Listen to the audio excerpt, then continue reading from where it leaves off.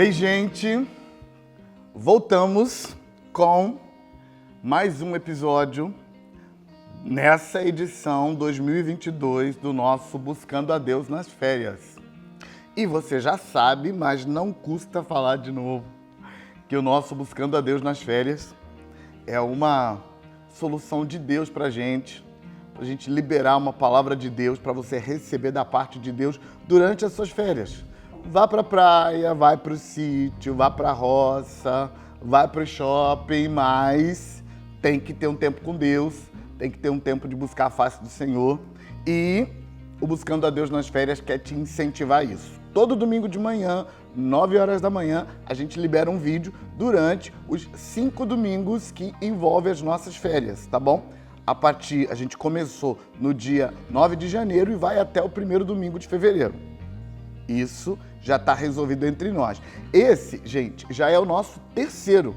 Então, se você não pegou os outros dois, dá uma olhada aqui na playlist, porque a gente tem...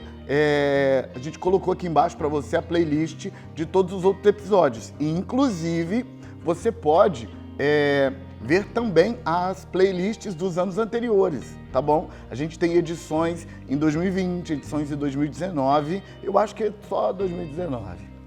Mas se tiver mais, vai estar aqui embaixo na playlist para você, tá bom? A gente, esse ano, a gente vai trabalhar com você, a gente está trabalhando já, né? Com você esse livro. Uma Festa para Baal, da série Entre Reinos Espirituais. Então, a série Entre Reinos Espirituais já tem resolvido no meu coração e no coração de Deus 4 livros. Mas esse é o primeiro da série. O primeiro livro da série é Uma Festa para Baal. O segundo vai ser Uma Festa para Iavé. O terceiro vai ser Uma Festa para Simão. E o quarto vai ser A Festa de Pentecostes.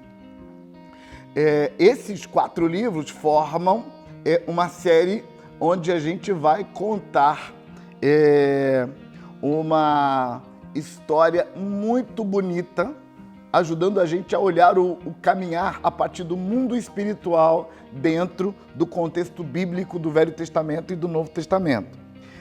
É ficção, mas você vai aprender muito.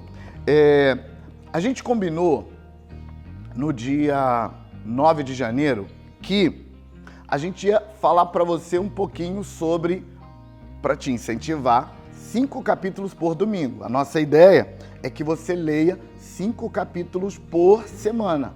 Então, no domingo a gente dá o start e você começa. Tô falando para você que não tá com a gente desde o começo, que chegou hoje, que vai olhar na playlist e vai ver os outros vídeos. Então a gente começou no domingo e aí você lê os primeiros 5 capítulos. Aí no outro domingo a gente fala e você lê os próximos 5 capítulos. E agora a gente está no terceiro e você vai ler os próximos capítulos. Antes da gente falar dos 5 capítulos que você vai ler essa semana e trazer uma palavra para você arrancada de dentro desses capítulos, e fica tranquilo, é uma palavra bem rapidinha, tá bom? Ritmo de férias mesmo. Libero essa palavra para você muito rápido, muito tranquilo. Mas antes de falar dos 5 capítulos e da palavra que eu tirei deles para você, eu queria orar, porque, gente, sem oração não tem nada que funciona. Inclusive, meu filho, minha filha, não deixa de orar nas férias. Férias também é tempo de orar, tá bom? E para você que está hoje pela primeira vez, que não olhou ainda os vídeos da playlist, vou responder uma pergunta que as pessoas fazem quando veem meus vídeos das férias. Perguntam para mim assim: pastor, você vai para as férias vestido de esporte fino? Não, eu visto esporte fino só para fazer a gravação, depois vou botar bermuda e vou cair na piscina. Tá bom? Mas antes de qualquer coisa, vamos orar? Ora comigo. Não deixa esse momento de oração ser uma coisa só do lado de cada tela, não. Faz ele ser do lado de lá também. Ora comigo. Senhor, Deus de Abraão, no nome de Jesus, eu clamo a Ti por intervenção nesse tempo, Senhor, de palavra. Senhor, eu sei que, de certa forma, a gente também está produzindo entretenimento para as férias. Eu sei que algumas pessoas não vão conseguir separar as coisas, mas, Senhor, mesmo no entretenimento, libera a tua vida, libera a sua graça sobre teus filhos, porque é um entretenimento na tua presença. É um entretenimento de culto ao Senhor. Então faz uma intervenção, que o poder do sangue de Jesus nos proteja desse lado da tela, que o poder do sangue de Jesus nos proteja do outro lado da tela, que o teu filho, que a tua filha que está se expondo a esse conteúdo, seja agora, nas férias de janeiro de 2022, ou seja num outro tempo qualquer em que essa pessoa venha aqui receber algo de Deus. Senhor, que a tua verdade a atinja, que a tua verdade a alcance, que ela seja poderosamente abençoada em nome de Jesus. Traz, Senhor, uma revelação da sua palavra para nós. Em nome de Jesus. Amém. Amém. Para essa semana, eu quero te dar a missão de ler capítulo 11, 12, 13, 14 e 15. 5 capítulos na semana. Tá lembrando que a gente combinou isso, né? Então, no capítulo 11 e o capítulo 12 tem alguns acontecimentos operando, mas é basicamente o personagem, um dos personagens principais do livro, chamado de Oráculo, ensinando verdades profundas para o seu discípulo sobre como é que funciona a batalha espiritual. Não dá para falar muito mais do que isso, porque a produção tá de olho em mim e falando assim, sem spoiler. E aí eu tenho que obedecer à produção, não pode dar spoiler, porque você ainda vai ler os 5 capítulos. Mas esses 2 capítulos, 11 e 12, no princípio parte 1, no princípio parte 2. Você vai adorar esse capítulo, você vai ficar fascinado. Então, capítulo 13, o Mago do Rei. O próprio nome já dá uma ideia para você, mas falar muito desse capítulo vai ser spoiler demais. Capítulo 14, Bálsamo. Capítulo 15, Vislumbres do Futuro. Então, esses 5 capítulos são os capítulos dessa semana. E dentro desses 5 capítulos, eu tirei um texto que está no capítulo 13, e aí eu vou ler aqui no livro, no capítulo 13. E esse texto que eu tô tirando aqui do capítulo 13 para você, livro. Sim, gente, muito importante. Você vai encontrar o livro na editora Bálsamo de Gileade. Pode entrar no site da editora, balsamodegileade.com.br, sem espaço, tudo junto, tá bom? Digita lá, entra na editora e você consegue encontrar o livro e já adquirir. Vai que você está participando do Buscando a Deus nas Férias, mas não comprou o seu livro ainda, já devia ter comprado o livro, já devia estar com ele, mas dá tempo ainda de comprar. Entra na editora balsamodegileade.com.br e adquire o seu. Então, nesse livro, no capítulo 13, tem um texto que eu quero ler para você e trazer daqui uma palavra de Deus para o seu coração. Olha só, tá na página 194 e não vale de adiantar lá no seu livro, tá bom? Vai ler direitinho, capítulo 11, 12, 13, aí chega nesse ponto. Eu tô adiantando porque eu quero arrancar uma palavra de Deus para o seu coração essa semana. Tá na página 194 e é o iniciozinho do capítulo 13. E tem um texto aqui, esse texto que está aqui, gente, eu tirei de Mateus, Evangelho que está na Bíblia, de Mateus, capítulo 2, versículo 1. E nesse texto de Mateus está escrito assim, nos dias do rei Herodes, eis que vieram os magos do Oriente a Jerusalém. Foco em uns magos do Oriente a Jerusalém e perguntaram, onde está o recém-nascido rei dos judeus? Porque vimos a sua estrela no Oriente e viemos para adorá-lo. A história que a gente conta nesse livro aqui, a história que eu conto nesse livro, a história que eu conto nesse livro interpreta que os magos do Oriente são o resultado de uma linha de discípulos do profeta Daniel que chegou ali. Antes de te contar essa história, me deixe te falar desses magos do Oriente, que a tradição acredita que são 3 magos do Oriente. E a razão mais provável porque a tradição acredita que são 3 magos do Oriente é muito mais porque eles trouxeram ouro, incenso e mirra, que é o presente. E entende-se nessa tradição que cada um trouxe um dos 3 presentes. Mas certeza mesmo de quantos eram, a gente não sabe. Não se tem inscritos confiáveis para falar desses 3 magos. Mas a gente sabe pelo texto bíblico que está no plural, então não era um só. Então era no mínimo 2, acredita-se 3. Na tradição católica, a tradição católica foi além de estabelecer que foram 3, a tradição católica tem os nomes dos 3 magos. Nomes dados a esses 3. Para a gente não importa os nomes, para a gente importa uma teoria. Nota que esses magos, eles eram do Oriente, mas vieram adorar o Messias recém-nascido, porque lá no Oriente eles sabem sinais que vão trazer esse Messias recém-nascido ao mundo. E eles seguem os sinais e chegam a Jerusalém.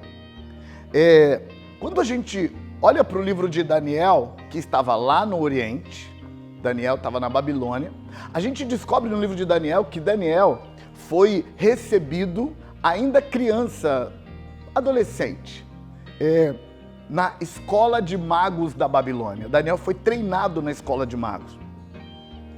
E lá na escola de magos em que Daniel foi treinado, ele se recusou a se envolver com a magia negra, com a feitiçaria que era ensinado, mas em vez disso ele aprendeu os princípios de funcionamento do mundo espiritual. Como é que o mundo espiritual funciona? Quais são as regras, os princípios que controlam o mundo espiritual? Daniel aprendeu tudo isso, mas ele aplicou esse conhecimento no relacionamento dele com Yahvé, o Deus de Abraão, o Deus da Bíblia. Ele aplicou esse conhecimento na relação que o povo dele tem com Deus. E ele usou esse conhecimento não nas trevas, ele usou esse conhecimento na luz. E no capítulo 10 do livro de Daniel, nós percebemos que Daniel tinha um grupo de discípulos.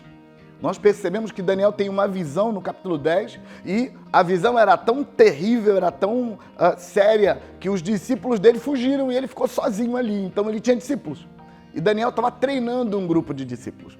Uma das teorias que eu sigo no meu livro é a teoria de que Daniel deixou um grupo de discípulos que treinou um grupo de discípulos, homens de Deus, que entendem os segredos da batalha espiritual, que entendem os segredos do mundo espiritual. E são esses discípulos de Daniel, passados de geração em geração, que vão a Jerusalém, depois de interpretar os sinais e perceber que o Messias havia nascido. Sinais esses que eles aprenderam com Daniel, porque se você ler o livro de Daniel, você vai perceber que o livro de Daniel é um livro escatológico, é um livro onde o profeta vê o futuro, entende o que vai acontecer lá na frente. Então é claro que Daniel deu para os seus discípulos sinais de quando o Messias ia nascer. Na verdade, se você estudar as 70 semanas de Daniel, você vai perceber claramente nas 70 semanas de Daniel que Daniel sabia quando é que o Messias ia nascer. Então, esses discípulos de Daniel que aprenderam com Daniel e que vão passando uns para os outros de geração em geração, formam um grupo coeso de discípulos que treinam discípulos se preparando para quando o Messias chegar. E quando o Messias chegou, 3 discípulos de Daniel descem para Jerusalém para levar o presente. Estou te contextualizando isso só para te dizer uma coisa. Daniel, quando foi levado cativo para a Babilônia, ele foi como escravo. Ele entrou em Babilônia amarrado como um escravo. E quando ele foi enviado para a escola de bruxos e de feiticeiros e de magos, ele não foi enviado de acordo com a sua própria vontade. Daniel foi enviado como quem é obrigado. E sabe qual é a lição que a gente tira disso? É que se a gente parar de ser vítima, se a gente parar de se achar o coitadinho, se a gente entender que Deus tem planos para as nossas vidas, mesmo quando as coisas parecem que estão dando errado, se a gente aceitar o plano de Deus para nós, Deus vai fazer grandes coisas nas nossas vidas, mesmo nos piores lugares. Porque Daniel foi levado para o buraco, praticamente. Daniel foi levado para o meio das trevas. Era basicamente a ovelha no meio dos lobos. Mas em vez disso, Daniel cresce ali dentro. Daniel foi o melhor aluno que eles tiveram, porque ele não se contaminou. Está escrito no capítulo 2 de Daniel que Daniel, ainda adolescente, propôs com certeza no seu coração que ele não ia se contaminar. Se tiver que morrer, ele morre, mas contaminar não. Daniel não se contamina nem com a comida, nem com os ensinamentos que era dado ali. Em vez disso, ele ressignifica, ele entende, estou aprendendo ferramentas para usar para o reino de Deus. E o resultado disso é que Daniel foi uma marca para o seu povo. Na verdade, a crença, a percepção que Israel tem do mundo espiritual é uma antes de Daniel e é outra depois de Daniel. Porque Daniel abre a cabeça do povo com a verdade para eles entenderem como é que o mundo espiritual funciona. Mas não só isso.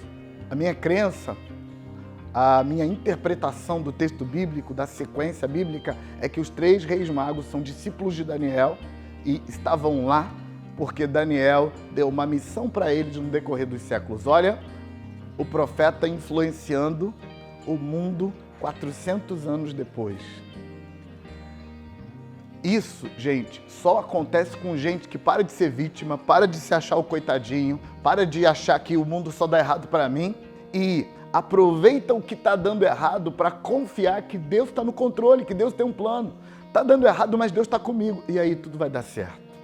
Eu preciso orar porque eu passei do tempo que eu prometi para a produção que eu ia usar.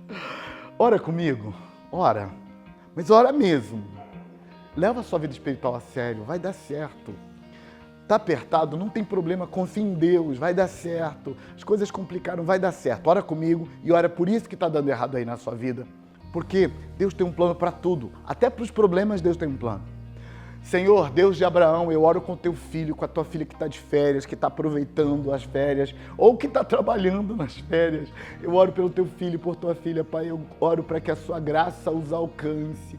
Eu oro para que ele seja tocado por sua bondade. Eu oro, Deus, para que o problema que o teu filho, que a tua filha está enfrentando, que o Senhor resolva e que o Senhor mostre para o teu filho, para a tua filha, que o Senhor está com ela, que o Senhor não deixe, mesmo num tempo de problema, Senhor, traz graça sobre ele, sobre ela, em nome de Jesus. Amém. Esse foi o nosso 3º episódio, então ainda tem mais 2 antes de acabar as férias. Vambora e não perde. Link dos outros vídeos tá aqui na descrição, tá bom? Beijo!